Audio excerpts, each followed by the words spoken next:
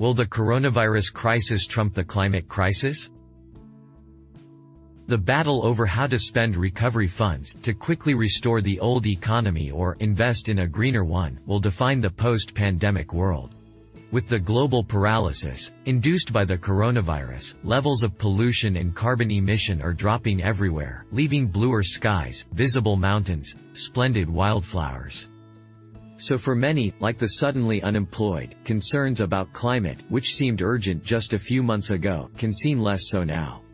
Those competing camps are now locked in debate over how and what to rebuild, between those who want to get the economy moving again, no matter how, and those who argue that the crisis is a chance to accelerate the transition to a cleaner economy.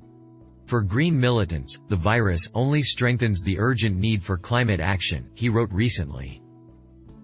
As European governments squabble bitterly over a virus recovery fund and the next 7-year budget, the issue is front and center. The European Union began the year promoting a plan for a rapid transformation of the economy toward a carbon-neutral future, the Green Deal, as its flagship theme and engine for renewed growth. European leaders insist that some form of it will remain paramount, but the new coronavirus has complicated matters.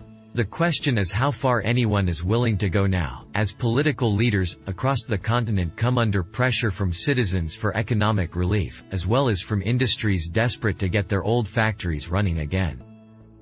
The bloc is debating a law to enforce carbon neutrality by 2050, but many want to toughen targets for 2030 by moving from a proposed 40% reduction from 1990 levels in the next decade to as much as 55%. They argued that the pandemic is an opportunity to use new money to accelerate the transition away from carbon.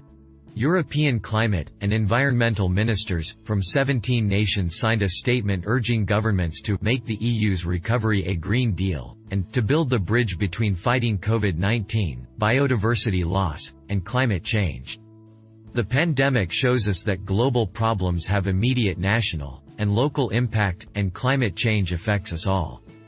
The argument made by national leaders, like Ms. Merkel and Mr. Macron, is fairly simple: use the new money not to restore the old world but to help create the new one.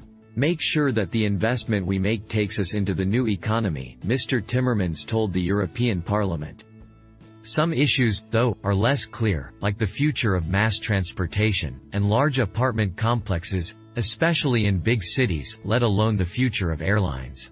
Mr. Macron has tied new funding for Air France-KLM to carbon reduction.